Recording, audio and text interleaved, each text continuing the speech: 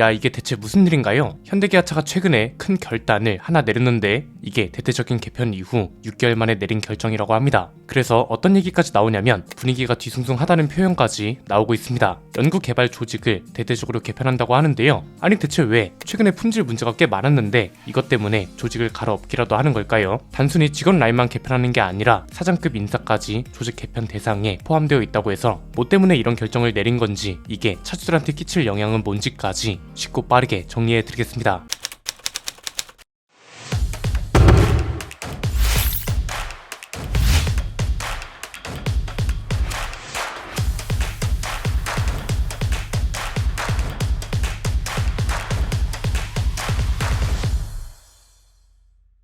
분위기가 뒤숭숭하다는 표현까지 나와서 뭔가 큰일이 벌어지는 것 같죠? 물론 큰일인 건 맞습니다. 이번에 발표된 내용이 뭐냐면 연구개발 조직을 대규모로 개편하는 거고, 이게 지금 6개월 만에 조직 개편이 있는 거라서 큰일이긴 합니다. 그런데 뭔가 책임을 묻기 위해서 개편을 한다기보단 전기차를 비롯한 미래차 전략 대응을 위한 개편이다, 이렇게 보시면 될 것 같습니다. 세부 개편안은 곧 나온다고 하는데 이번에 나온 소식이 주목받는 이유는 뭘까요? 단순히 직원들만 교체가 되는 게 아니라 R&D 수장까지 교체되는 거라 그렇죠. 김용화 최고 기술 경영자이자 사장이 고문으로 물러난다고 하는데, 김용화 사장이 어떤 사람이냐면 포드 연구원 출신이고요. 2015년에 현대차 파워트레인 제어 개발실 상무로 현대차에 합류했습니다. 그리고 지난 5월에 연구개발 조직을 총괄하는 최고 기술 책임자로 임명됐는데요. 한 가지 재밌는 건 내부에서 김용화 사장 퇴임을 두고 갑자기 왜 이런 반응이라고 합니다. 왜냐면 이게 지금 겨우 6개월 만에 조직의 수장이 바뀌는 거잖아요. 반년 만에 연구개발을 총괄하는 사장이 바뀌는 건 전례에 없었기 때문에 내부적으로 뒤숭숭한 분위기라는 표현이 쓰였던 겁니다. 그리고 이미 지난 6월에도 김용화 사장 취임에 맞춰서 조직을 대대적으로 바꿨었거든요. 이 당시에 소프트웨어, 전기차 배터리, 로봇 이런 것들을 독립형 개발 조직으로 바꾼 게 핵심 내용이었는데, 이번에 이게 또 바뀌는 이유는 두 가지 측면으로 볼 수 있습니다.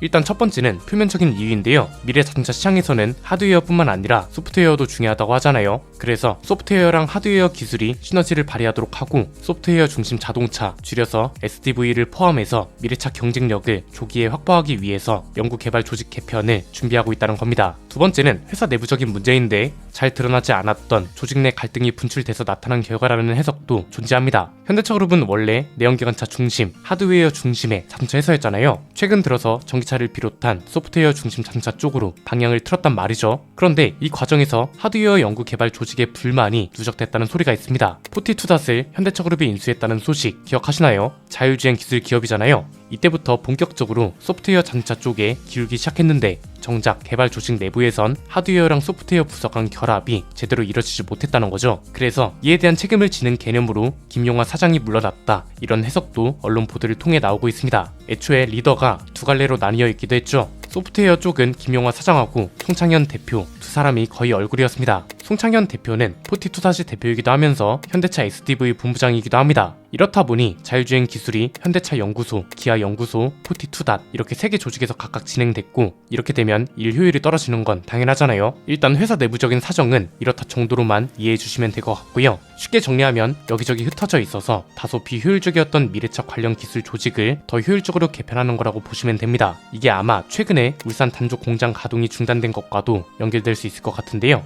1991년부터 엔진과 변속기 부품을 생산해오던 공장이고, 여기서 생산됐던 부품 일부는 외주 생산으로 돌릴 예정이라고 하잖아요. 하이브리드 차랑 전기차를 포함한 전동화 모델 라인업을 확장하고 있고, 그래서 단조 공장을 기존처럼 많이 굴릴 필요가 없게 됐기 때문에 내린 결정이죠. 현대기아차는 지금 두 가지 투트랙 전략을 가져가고 있고, 이게 몇 년 후에는 꼭 필요한 전략이기도 합니다. 일단 기존에 많이 알려져 있던 건 뭔가요? 전기차 시장과 더불어서 하이브리드 차 시장까지 투트랙으로 대응하고 있다, 이런 거죠. 미국이나 유럽 같은 시장은 전기차 수요를 대응하면서 한국 시장같이 전기차가 잠깐 주춤한 곳에서는 하이브리드 차가 역할을 대신하고 있잖아요. 이 덕에 매출이나 영업이익 같은 실적도 계속해서 성장세인 거고요. 이거랑 같이 필요한 투트랙 전략이 또 있습니다. 저가형 전기차를 내놓음과 동시에 혁신적인 무언가도 같이 내놓아야 할 때가 됐다는 거죠. 왜냐면 테슬라 같은 다른 전기차 브랜드가 있는 한 이게 꼭 필요할 겁니다. 사실 저렴한 전기차는 다른 전기차 회사들도 비교적 쉽게 실현할 수 있는 거잖아요. 저렴한 배터리를 쓰든 플랫폼화를 하든 차를 작게 만들든 방법이야 많거든요. 그래서 저가형 전기차 소식이 폭스바겐이나 르노그룹 같은 곳에서도 자주 나오고 있는 건데 이제는 단순히 저렴한 가격만 필요할 때가 아니란 겁니다. 중간급 이상 전기차 시장 수요는 이미 안정화됐습니다. 이제 남은 시장 수요를 파고들어야 판매량이 나오고 시장을 잠식할 수 있을 거잖아요. 그냥 시장에서 가장 선두를 달리고 있는 테슬라를 생각하시면 됩니다. 테슬라는 보급형 모델을 성공적으로 출시했고 판매량도 잘 나왔습니다. 모델 3가 시작이었고 지금은 중국산 모델 Y가 그 역할을 하고 있다고 보시면 되는데, 여기서 중요한 건 우리나라에서 중국산 모델 Y를 구매한 사람들도 중국산이라서 마냥 저렴해서만 산 게 아니라 테슬라이기 때문에 구매한 게 크단 말이죠. 즉 브랜드 파워가 전기차 시장에서 그만큼 강해져야 하고, 그래서 혁신적인 무언가가 필요하다는 건데, 혁신적인 무언가라는 게 감이 안 오신다면 그냥 이렇게 생각하시면 됩니다. 테슬라로 치면 자율주행 기술이나 OTA 서비스, 사이버 트럭 이런 게 혁신적인 기술 주도를 했거나 하고 있는 거라고요. 현대차로 치면 카니발을 순수 전기차로 내놓고 여기에 레벨3 자율주행 기술을 가장 먼저 적용시켜 출시하거나 PBV 모델들로 세계 시장을 장악하는 거, 이런 게 현대차그룹만의 혁신이 될 수 있다는 겁니다. 브랜드 파워가 중요한 이유는 전기차 시장도 이제는 살아남을 제조사만 살아남게 될 거기 때문이겠죠. 단적인 예로 중국은 시장 변화가 굉장히 빠르잖아요.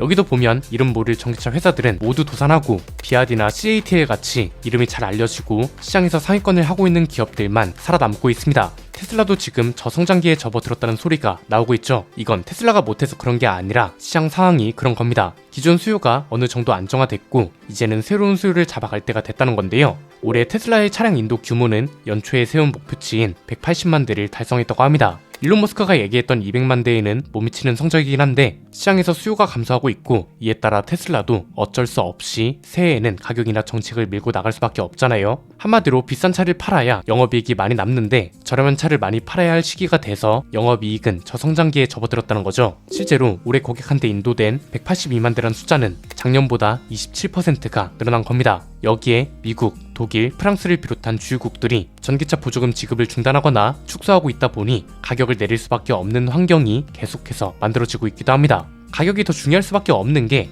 당장 이렇다 할 신차도 없습니다. 사이버 트럭은 이미 출시가 됐고 생산량을 늘리기만 하면 됩니다. 새해에 예정되어 있는 신차는 당장 모델 Y 페이스리프트 말고는 딱히 없거든요. 비어있는 신차 계획을 혁신적인 기술 발표로 채워 넣어야 할 때란 건데요. 이건 현대차그룹도 마찬가지입니다. 저렴한 가격만으로는 시장을 잠식해 나갈 수 없습니다. 테슬라만큼은 아니더라도 테슬라 다음으로 혁신적인 무언가를 자주 발표하는 회사가 되어야 할 텐데 아직까지는 이게 좀 아쉬운 거죠. 작년과 올해 초에 꾸준히 말씀드렸던 게 레벨3 자율주행 기술, 이 당시까지만 해도 G90에 먼저 도입되고 G90이 순수 전기 모델로 나와줬다면 제네시스가 가장 앞서가는 브랜드가 될 수 있었습니다. 이 당시에는 프리미엄 브랜드의 플래그십 모델이 순수 전기차로 나오는 경우도 없었고 레벨3 자율주행 기술도 당연히 없었으니까요. 테슬라처럼 공개 이벤트만으로 전 세계를 주목할 수 있게 할 무언가가 필요하고, 전기차 시장에선 특히 소프트웨어 경쟁력이 중요하게 여겨지고 있기 때문에 꼭 필요한데 이게 아직까지는 부족했기 때문에 아쉬울 수밖에 없는 겁니다. 레벨3 자율주행도 계속해서 연기되고 있죠. 이게 안전상 문제 때문에 미뤄지는 건 당연하면서도 한편으로는 다른 브랜드한테 최초라는 타이틀을 뺏길 수도 있어서 계속해서 아쉽다는 소리가 나오는 거겠죠.